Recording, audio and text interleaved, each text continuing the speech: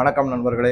இந்த வீடியோலையும் சில முக்கியமான தகவல்கள் வெஸ்ட் பெங்காலை பற்றி தான், மேற்கு வங்காளத்தில் நடக்கக்கூடிய அராஜகங்களை பற்றி தான். சுப்ரீம் கோர்ட்டு என்ன பண்ணியிருக்காங்கன்னா, எஸ்ஐஆர்னு சொல்லக்கூடிய இந்த special intensive revision of electorate இருக்குங்களா, வாக்காளர் பட்டியல் திருத்தம், அதை பற்றி பல நடவடிக்கைகள்லாம் போயிட்டு இருக்கு. எலெக்ஷன் கமிஷனுக்கு அறிவுரை சொல்லி ஜுடிஷியல் சூப்பர்விஷன்ல பண்ணணும் அப்படின்னு சொல்லிட்டு போயிட்டு இருக்கு. இதுக்கு மிகப்பெரிய அளவில் எதிர்ப்பு தெரிவிச்சு இன்னி வரைக்கும் இறுதி பட்டியல், வாக்காளர்களுடைய இறுதி பட்டியல், நான் இதை ரெக்கார்ட் பண்றது 4ஆம் தேதி ஏப்ரல், இது வரைக்கும் பட்டியல் வெளியிடப்படவில்லை. ஏன்னா இன்னும் திருத்தங்கள் இருக்குன்னு சொல்லிக்கிட்டு இருக்காங்க.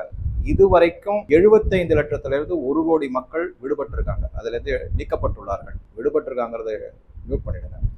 நீக்கப்பட்டுள்ளார்கள். ஏன்னா தகுந்த ஆதாரம் கிடையாது. இதை எதிர்த்து, ஏன்னா இந்த 1 கோடி பேர் இன்னும் சிலர், அதாவது இப்ப நோட்டீஸ் கொடுத்துருக்காங்க, யார் யாரெல்லாம் வந்து பாருங்க, டாக்குமெண்ட்ஸை கொடுங்க, ஆதாரத்தை கொடுத்து வாக்காளர் பட்டியலில் இணைப்பதற்கு. அதுலயும் சில பேர் விடுபட்டா இது இன்னும் ஒரு 50 லட்சம் பேர் தாண்டும் அப்படின்னு சொல்லிட்டு இருக்காங்க. இந்த 1.5 கோடி மக்கள் அப்படின்னு பார்க்கும்போது வாக்காளர் பட்டியலிருந்து நீக்கப்பட்டிருந்தா இது வந்து மம்தா பானர்ஜிக்கு மிகப்பெரிய இடியாக விழும் அப்படிங்கிறதான் முக்கியமான செய்தி. ஏன்னா இதுல மெஜாரிட்டி, அதாவது 95-99% இது எல்லாமே இல்லீகல் மைக்ரன்ட். பங்களாதேஷ்ல இருந்து வந்தவங்களும் சரி, மியான்மர்ல இருந்து வர இந்த ரோஹிங்கியாஸும் சரி, அவங்களுடைய ஓட்டு வங்கி போயிடுச்சுன்னா பெரிய பிரச்சனை. இதுக்கு நடுவுல என்ன ஆயிருக்குன்னா, மம்தா பானர்ஜி மேலேயே இந்த ரோஹிங்கியாஸும் பங்களாதேஷிஸும் ஒரு வெறுப்பை வளர்த்துட்டு வந்திருக்காங்க. இப்ப சமீபத்தில் அந்த ஒரு செய்தி படிச்சேன். என்ன அப்படின்னா, நீங்க பாட்டுக்கு எங்களை போராட்டத்துல ஈடுபட சொல்றீங்க, போலீஸை போட்டு அடி நொறுக்குறாங்க, அவங்க எங்க மேல கேஸ் போட்டு உள்ள தள்ளிட்டாங்கன்னா அது மட்டும் இல்ல, இதுல இன்னொரு முக்கியமான விஷயம் என்னன்னா, நாங்க வந்து இங்க இல்லீகலா இருக்கக்கூடிய பங்களாதேஷிகள் ரோஹிங்கியாஸ்னு தெரிஞ்சுன்னா எங்களை டிபோர்ட் பண்ணிடுவாங்க, நாடு கடத்திடுவாங்க. எங்களுக்கு ஏற்கனவே இருக்கக்கூடிய சாதாரண வாழ்வு ஆதாரமே எங்களுக்கு போயிடும், எங்க நாடே இல்லாம ஆக்கிடுவீங்க, நாங்க திரும்பி பங்களாதேஷுக்கு போனா அவங்க ஏத்துக்க மாட்டாங்க, இது மிகப்பெரிய பிரச்சனைன்னு சொல்லிட்டு இப்ப மம்தா பானர்ஜி மேலேயே ஒரு திருப்பி விடப்பட்டுள்ளது அப்படிங்கிற மாதிரி, அவங்க மேலே கோபம் திரும்பி இருக்கு அப்படிங்கறதையும் நான் படிச்சேன். இது ஒரு பக்கம். சோ ஆக மொத்தம் என்ன இருக்குன்னா, இதை நடத்திட்டு இருக்கும்போது 7 சட்ட அதிகாரிகள், அதாவது கோர்ட் அதிகாரிகள், அதுல வந்து சில பேர் லேடிஸும் இருக்காங்க, 1-2 லேடிஸ். இந்த 7 பேரை திரிணாமுல் காங்கிரஸினுடைய தொண்டர்கள்ன்ற போர்வையில இருக்கக்கூடிய குண்டாஸ்லாம் சுத்தி வளைச்சு பயங்கரமா அவங்கள வந்து கேரோ பண்ணிருக்காங்க. அந்த மாதிரி செய்யும் போது என்ன செய்யறதே தெரியல. இது வந்து மணிக்கணக்கா போயிருக்கு, நிக்க வச்சு அப்படியே சுத்தி வளைச்சிட்டாங்க, அவங்க சுத்தி கேரோ பண்ணிட்டு இருக்காங்க. கிட்டத்தட்ட 18-20 மணி நேரம் இந்த மாதிரி செஞ்ச போது அவங்களுக்கு நினைச்சு பாருங்க, அவங்களுக்கு ஒரு டாய்லெட் போறதுக்கு கூட அவங்களை அனுமதி கொடுக்காம இந்த மாதிரி பண்ண போது சுப்ரீம் கோர்ட்டு மிக கடுமையான கண்டனத்தை திரிணாமுல் காங்கிரஸ் மேலையும் மம்தா பானர்ஜி மேலையும், அதாவது ரிப்ரிமாண்டட்னு சொல்லுவாங்கல்ல, திட்டி தீர்த்திருக்கு சுப்ரீம் கோர்ட் மம்தா பானர்ஜியை. ஸோ இந்த மாதிரி சொல்லிட்டு என்ன பண்ணிட்டாங்கன்னா, முழுமையான பாதுகாப்பு இம்மீடியட்டா உடனடியாக கொடுக்க வேண்டும். என்ன பண்ணிட்டாங்கன்னா, இந்த கேஸை பத்தின தரவா எல்லாத்தையும் விசாரணை செய்து இந்த கோர்ட்டுக்கு ரிப்போர்ட்டை சப்மிட் பண்ணணும் அப்படின்னு சொல்லிட்டு யாருக்கிட்ட இந்த கேஸை கொடுத்துட்டாங்கன்னா, NIA, நேஷனல் இன்வெஸ்டிகேஷன் ஏஜென்சிக்கும் CBIக்கும். மம்தா பானர்ஜிக்கு இன்னும் எரிச்சல் அதிகமாயிடுச்சு, வேற இன்னும் கத்திக்கிட்டு இருக்காங்க. உடனே என்ன பண்ணிட்டாங்கன்னா, இதனுடைய தொடர்ச்சியா இது ஒரு பக்கம் நடந்துட்டு இருக்கு. சுப்ரீம் கோர்ட் வந்து மிகப்பெரிய அளவிலான ஒரு முன்னெடுப்பு எடுத்திருக்காங்க. தீவிரமான நடவடிக்கை எடுக்க சொல்லி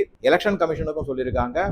அதே மாதிரி NIA, CBIக்கும் டைரக்ஷன்ஸ் கொடுத்துருக்காங்க. நம்ம ஏற்கனவே பார்த்தபடி பல போலீஸ் ஆஃபீஸர் எல்லாம், IPS ஆஃபீஸர் எல்லாம் மாற்றப்பட்டுள்ளார்கள். யாரு கையிலையும் எந்த விதமான பவரும் கிடையாது. ஏன்னா இப்ப ஒரு தரம் எலெக்ஷன் அனௌன்ஸ் பண்ணிட்டாக்க எல்லாமே அந்த எலெக்ஷன் கமிஷனுடைய கையில வந்துடும், அதிகாரங்கள் எல்லாமே வந்துடும் அப்படிங்கிறது தான். ஆனா என்ன ஒரே ஒரு முக்கியமான இதுல ஒரு நெகட்டிவ் பாயிண்ட் என்னன்னா, எலெக்ஷனுக்காக வேலை செய்யக்கூடிய அனைத்து அதிகாரிகளும் மாநில அரசு அதிகாரிகளாகத்தான் இருப்பாங்க. அதை வச்சுதான் தமிழ்நாட்டுல இத்தனை நாளா இந்த 2 கழகங்களும் அப்படியே தங்களுடைய காலத்தை ஓட்டிக்கிட்டு இருக்காங்கிறது தான் மிக மிக முக்கியமான செய்தி. ஏன்னா இந்த அரசு அதிகாரிகள் எல்லாருமே ஆளுங்கட்சிக்கு உடந்தையாகத்தான் வேலை செய்வாங்க அப்படிங்கிறதா மிக. ஆனா சமீபத்துல தமிழ்நாட்டுல வந்து இந்த ஜாக்டோ ஜியோ வந்து இதுக்கு எதிராக செயல்பட்டுக்கிட்டு இருக்காங்க, அவங்களுக்கும் அரசுக்கும் ஒத்து போல ஏகப்பட்ட முரண்பாடுகள்லாம் இருக்கு அப்படின்னு சொல்லிட்டு. இதை தவிர மம்தா பானர்ஜி தன்னுடைய கட்சி தொண்டர்களை விட்டு முக்கியமான தொகுதிகளில் பலவிதமான போராட்டங்கள், அதை வந்து போராட்டம்னு சொல்ற விட வன்முறையில ஈடுபட வச்சிருக்காங்க.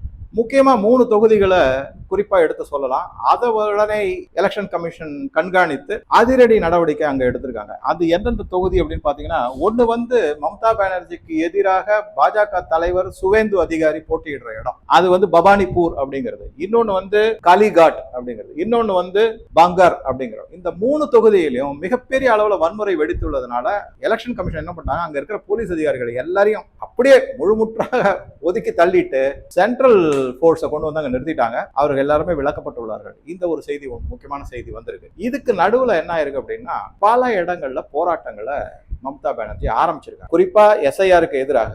அதுக்கப்புறம் தான் தோத்து விடுவோம் அப்படிங்கிற பயத்துல இது எந்த இடத்துல மிக முக்கியமான ஒரு போராட்டம் வெடித்திருக்கு அப்படின்னு பாத்தீங்கன்னா, சாரி சாரியா மக்கள் வராங்க. எல்லாமே திரிணாமுலுடைய தொண்டர்களா, பணம் கொடுத்து கூட்டி வர்றாங்களா, இல்ல ரோஹிங்கியாஸா, பங்களாதேஷிஸா, ஒண்ணுமே தெரியாது. ஆனா மிகப்பெரிய கூட்டம் வந்திருக்கு.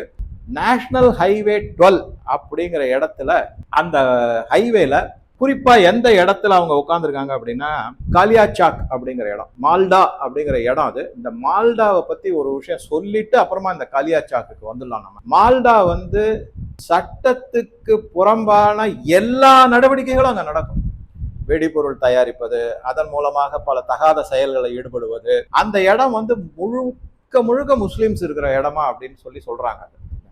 இதுக்கு அப்புறமா இன்னொரு முக்கியமான பாயிண்ட் என்ன, பல இஸ்லாமியர்கள் அதிகமாக வாழக்கூடிய இடங்கள் எல்லாமே அப்படியே ஒரு மாதிரி பதட்ட நிலைமையிலையும் வெறிச்சோடி, அங்க யாராவது போனா ஏதாவது ஒரு அசம்பாவிதம் நடந்துருங்கிற மாதிரி ஒரு சூழ்நிலையை உருவாக்கி வச்சிருக்காங்க மம்தா பானர்ஜி அப்படிங்கிறது தான் சமீபத்தில் வந்துள்ள செய்தி. சரி, இந்த காலியாசாக்ல என்ன பண்ணிருக்காங்கன்னா, அதுதான் நான் சொன்ன மாதிரி வடக்கு, நீங்க பெங்கால பாத்தீங்கன்னா மேல ஒரு கொண்டை மாதிரி இருக்கும், அப்புறம் ஒரு சின்னதா நேரோ, அதுதான் அந்த சிக்கன் நெக் சிலிகுரி காரிடார்வாங்க. அது அப்படியே கீழே பெருசா அப்படியே ஒரு பாடி மாதிரி இருக்கும், ஹெட் நெக் பாடி அப்படிங்கிற மாதிரி. அந்த மேப்பை நீங்க பாத்தீங்கன்னா தெரியும். அந்த வடக்கு பெங்கால், அந்த வடக்கு பெங்கால்ல தான் நான் சொன்ன அந்த டார்ஜிலிங், கலிம்போங், கியோசராங் அதெல்லாம் இருக்காங்க. அதுக்கப்புறம் அந்த வடக்கு பெங்கால்ல இருந்து கீழே சவுத் பெங்காலுக்கு அந்த கனெக்டிங் பாயிண்ட் தான் சிலிகுரி காரிடார்.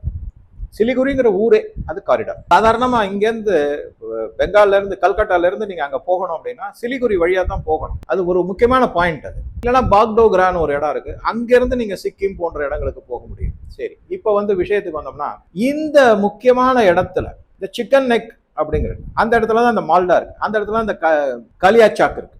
காலியாசாக் இந்த இடத்துல மிகப்பெரிய ஆயிரக்கணக்கான மக்கள், திரிணாமுல் காங்கிரஸை சார்ந்தவர்கள், மம்தா பானர்ஜியின் ஆதரவாளர்கள் ரோடுல அப்படியே உட்காந்துட்டாங்க. கிட்டத்தட்ட 18 மணி நேரம் 20 மணி நேரம் அந்த நேஷனல் ஹைவே 12 அப்படிங்கிறது 12 அடைக்கப்பட்டுள்ளது. இது அப்படியே நீங்க கம்பேர் பண்ணி பாருங்க. விவசாயிகள் போராட்டத்தும் போது டெல்லிக்கு வரக்கூடிய பாதைகள் எல்லாமே அவங்க விவசாயிகள் உட்காந்துக்கிட்டு அந்த பாதை எல்லாருமே தடுத்தாங்க, அடைக்கப்பட்டது. அதே மாதிரி CAA, சிட்டிசன் அமெண்ட்மெண்ட் ஆக்ட், அதை கொண்டு வந்தது போதும் ரோடுல உட்காந்துட்டாங்க. ரோடுல உட்காந்து அதை பிளாக் பண்ணிட்டு இயல்பான வாழ்க்கை நடக்க விடாத அளவுக்கு அராஜகம் பண்ணி போராட்டம்லாம் நடத்தும். இப்ப அதே மாடலை மம்தா பானர்ஜி கையில் எடுத்து, என்ன பிரச்சனை அப்படின்னா, நீங்க பொதுமக்களுக்கு எதிராக எந்த நடவடிக்கையும் எடுக்கும், ஏதாவது தடியடியோ இதுவோ அதுல ஒரு சில உயிர் சேதங்கள் வந்தா அவ்வளவுதான், முடிஞ்சது கதை. அந்த மாதிரி அதை வேண்டுமென்றே மம்தா பானர்ஜி இந்த மாதிரி ஒரு மிகப்பெரிய போராட்டத்தில் ஈடுபட்டுள்ளார். அது எப்படி மத்திய அரசு சமாளிக்கிறது அப்படிங்கறத நம்ம பொறுத்திருந்து பார்க்கணும். சில செய்திகள் இந்த மாதிரி வந்திருக்கு. அதோட இல்லாம அவங்க என்ன பண்ணிருக்காங்கன்னா, இந்த கான்வாய்னு சொல்லக்கூடிய போலீஸ் இதுவோ எல்லாம் வரதுன்னா, அங்கேருந்து சவுத் பெங்கால்ல இருந்து நார்த் பெங்காலுக்கு போகக்கூடியதை எல்லாமே தடுத்துருக்காங்க. அதனால கிட்டத்தட்ட அந்த கான்வாய்னு சொல்லக்கூடிய போலீஸ் வாகனங்கள் மற்றும் பாதுகாப்பு வாகனங்கள் எல்லாமே அடித்து உடைக்கப்பட்டுள்ள வன்முறையில ஈடுபட்டிருக்காங்க அப்படிங்கிற செய்தி இல்லாம வந்திருக்கு. அதெல்லாம போட்டோஸ், வீடியோஸ் எல்லாமே வந்திருக்கு. இதை தவிர என்ன பண்ணிருக்காங்கன்னா, 18-20 மணி நேரமா இந்த பாதுகாப்பு படையினர் தேர்தலுக்கான நடவடிக்கைகளுக்கும் வேலைகளுக்கும் வடக்கு பெங்காலுக்கு போக முடியாத அளவுக்கு தடுக்கப்பட்டுள்ளார்கள். இதெல்லாம் ஒரு பக்கம் நடந்துகிட்டு இருக்கு. மம்தா பானர்ஜி ரொம்ப கூலா, ஹாப்பியா கையில கால்ல எல்லாம் கட்டு போட ஆரம்பிச்சுட்டாங்க. அந்த போட்டோ எல்லாமும் வந்திருக்கு. ஸோ ஆக பாதுகாப்பு படையினரை போக விடாம தடுத்திருக்காங்க, அவர்களுடைய டியூட்டி பார்க்க விடாம தடுத்திருக்காங்க. இதெல்லாம் மிகப்பெரிய அஃபென்ஸ். இதை எல்லாத்தையும் வச்சுதான் சுப்ரீம் கோர்ட்டு மீண்டும் ஒரு விமர்சனத்தை திரிணாமுல் காங்கிரஸ் மற்றும் மம்தா பானர்ஜி மேல வச்சிருக்கு. அரசு அதிகாரி மேலேயும் சொல்லியிருக்காங்க, நீங்க எல்லாருமே அரசு அதிகாரிகளை எந்த மாதிரி விமர்சனம் செஞ்சிருக்கு சுப்ரீம் கோர்ட்டுனா, நீங்க எல்லாருமே பாலிடிக்ஸ் தான் பேசுறீங்க, மக்கள் நலம் சார்ந்து மக்களுக்காக இருக்க வேண்டிய அதிகாரிகளை நீங்க பேசுறதே கிடையாது, உங்க நிலைப்பாடே அப்படிதான் இருக்கு, பாலிடிக்ஸ் நிலைப்பாடு தான் உங்களுக்கு இருக்கு அப்படிங்கறத சொல்லிட்டு, இந்த மாதிரி நிகழ்வுகளை எல்லாம் கூர்ந்து கவனிச்சா இது மிக மிக நுணுக்கமாக திட்டமிடப்பட்டு வேண்டுமென்றே முன்னெடுக்கப்பட்டுள்ள நடவடிக்கைகள் அப்படின்னு சுப்ரீம் கோர்ட்டு கண்டனம் தெரிவிச்சிருக்காங்க. அதனாலதான் இந்த கேஸை NIA மற்றும் CBIக்கு கொடுத்துருக்கு அப்படிங்கிறதையும் நம்ம பார்க்கிறோம். இந்த போராட்டக்காரர்களை, குறிப்பா இஸ்லாமிய போராட்டக்காரர்களை பார்த்து பாதுகாப்பு படையினர், குறிப்பா ராணுவ வீரர்கள், அதிகாரிகள் என்ன மாதிரி ஒரு ஸ்டேட்மெண்ட்டை கொடுத்துருக்காங்க அப்படின்னு பார்த்தீங்கன்னா, கல்லை எடுத்து அடிச்சிங்கன்னா குண்டால தான் நாங்க திருப்பி பதில் கொடுப்போம். ரொம்ப ஸ்ட்ரிக்டா சொல்லியிருக்காங்க. கடுமையான வார்த்தையை யூஸ் பண்ணிருக்காங்க. கல்லை எடுத்து அடித்தால் உங்கள் மீது குண்டு பாயும். காஷ்மீர்ல கல் எடுத்து அடிச்சுக்கிட்டு இருந்தாங்க. காங்கிரஸ் அரசு என்ன பண்ணுவோம்னா அவங்களுக்கு ரோஜா பூ பேச்சுவார்த்தைக்கு வாங்க. அப்புறமா இப்ப நிலைமையே வேற. அதான் பாரத பிரதமர் மோடி என்ன சொல்றாரு, யாருக்கு எந்த மொழியில சொன்னா புரியுமோ அந்த மொழியில சொல்லணுங்கிறாரு. அவர் குறிப்பா பாகிஸ்தானை பத்தி, பாகிஸ்தான் கூட போய் டொசையர் அதெல்லாம் கொடுக்க கூடாது. அவங்க டொசையரை டிஷ்யூ பேப்பர் மாதிரி யூஸ் பண்ணிட்டு, டாய்லெட் டிஷ்யூ பேப்பர் மாதிரி யூஸ் பண்ணிட்டு தூக்கி போட்டு போறாங்க. கொடுக்க வேண்டிய வழியில பதில் கொடுத்தா தன்னால வழிக்கு வருவாங்க. அந்த மாதிரி தான் இப்ப ராணுவ வீரர்கள் இந்த போராட்டக்காரர்களை பத்தி. ஆக மொத்தம் என்னன்னா, எப்பவுமே போராட்டக்காரர்கள் என்ன பண்ணுவாங்கன்னா, முதல்ல ஆரம்பத்துல ரொம்ப வீராவேசமா எல்லாம் பண்ணுவாங்க. 4 தடி அடி அடிச்சுன்னா ஓடிடுவாங்க, செதறி ஓடிவிடுவாங்க. இப்ப குண்டடி அப்படின்னும் போது இன்னும் பயம் வரும். அப்படிங்கிறதுக்காகத்தான் இது முன்னெடுக்கப்பட்டுள்ளது அப்படிங்கிறது தான் முக்கியமான செய்தி. இதுக்கு நடுவுல 2 முக்கியமான செய்திகள். ஒண்ணு என்ன அப்படின்னா, திரு அமித்ஷா அவர்கள் ஒரு பொதுக்கூட்டத்துல சொல்லிட்டார், எலெக்ஷன் முடிகிற வரைக்கும் நான் வெஸ்ட் பெங்கால்ல தான் இருக்க போறேன். அது மம்தா பானர்ஜிக்கு ஒரு மிகப்பெரிய பதட்டத்தை உண்டு பண்ணிருக்கு அப்படின்னு சொல்றாங்க. இது ஒரு பாயிண்ட். அடுத்ததா என்ன அப்படின்னா, முஷீராபாத், இது வெஸ்ட் பெங்கால்ல இருக்கக்கூடிய மிக மிக முக்கியமான ஒரு இடம். அந்த முஷீராபாத் அப்படிங்கறதே உங்க பேர்ல இருந்தே தெரியும், அங்க இஸ்லாமியர்கள் தான் மிக அதிகமாக. அந்த இடத்துல AIMIM அந்த கட்சியினுடைய தலைவர் திரு அசாசுதீன் ஓவைசி போய் பொதுக்கூட்டத்துல பேசியிருக்காரு. இப்ப கவனிக்க வேண்டியது என்ன அப்படின்னா, அவர் பேசினதை வச்சு சமூக வலைதளங்கள்ல சில பேர் என்ன பண்ணிருக்காங்கன்னா, துரந்தர் அப்படின்னு போட்டிருக்கு. நானே அப்படிதான் போட்டேன். ஓ, அசாசுதீன் ஓவைசியா துரந்தர்? என்ன துரந்தர்? எதிரிகளை ஒழிப்பதர். எப்படி சார், அவரும் இஸ்லாமியராச்சே, இஸ்லாமியர் ஓட்டு அவர் வைத்திருப்பாரு அப்படின்னு பாத்தீங்கன்னா, தயவு செஞ்சு இந்த இடத்துல ஒண்ணு நல்லா கவனிங்க. 2 முக்கியமான விஷயத்த நான் சொல்றேன். ஒண்ணு பீகார்ல இஸ்லாமியர்கள் அதிகமாக வாழக்கூடிய பகுதியில சட்டசபை தேர்தலில் 5 சீட்டு வாங்கினாரு. காங்கிரஸும் 5 சீட்டு வாங்கினாரு. ஆல் இந்தியா பார்ட்டி, ராகுல் காந்தி பெரிய குடும்பம், 5 சீட்டு. இவர் தனி ஆளு அசாசுதீன் ஓவைசி 5 சீட்டு வாங்கினார். என்ன பண்ணாரு, இஸ்லாமியர்கள் ஓட்ட பிளவுபடுத்தினார் அந்த இடத்துல. அதே வேலையை தான் இப்ப இங்க செய்யப்படும். ஏன்னா இஸ்லாமியர்களுடைய வாக்கு வங்கி உறுதியாக மம்தாவுக்கு தான் அப்படின்னு இருந்ததை அசாசுதீன் ஓவைசி உடைக்க பார்க்கிறார் அப்படிங்கிறது என்னுடைய பார்வை. ஆச்சா சார், இதுக்கு ஏதோ ஆதாரமா வச்சு பாக்குறீங்க அப்படின்னா, இந்த நக்சல் பயங்கரவாதிகளுடைய முடிவு விட்டது 31/3/26 அப்படின்னு சொன்னல, அதை பத்தி ஒரு வீடியோல நான் சொல்லியிருப்பேன், நீங்க பார்த்திருக்கலாம். அதுல அமித்ஷா உள்துறை அமைச்சர் பாராளுமன்றத்தில் லோக்சபால அசாதுதீன் ஓவைசியை பார்த்து, உங்களுக்கு என்னுடைய நன்றி உரித்தாகுக, நீங்கள் எங்களுக்கு ஒத்துழைத்தீர்கள் இந்த நக்சல் விஷயத்துல. அதுக்கு அசாதுதீன் இப்படிங்கிறார், சலாம் போடுறாரு. அமித்ஷாவை பார்த்து சலாம், நன்றி.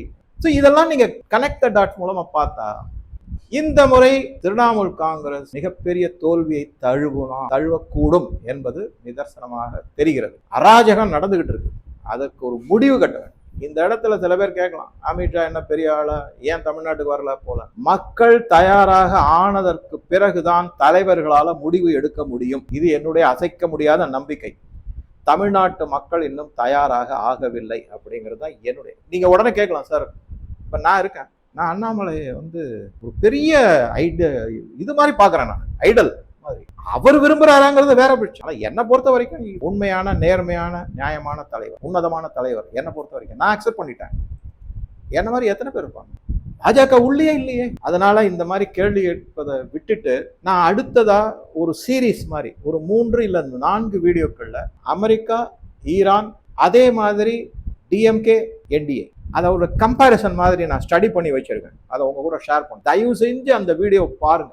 ஓட்டு போடாம மட்டும் இருக்காது, அதுதான்.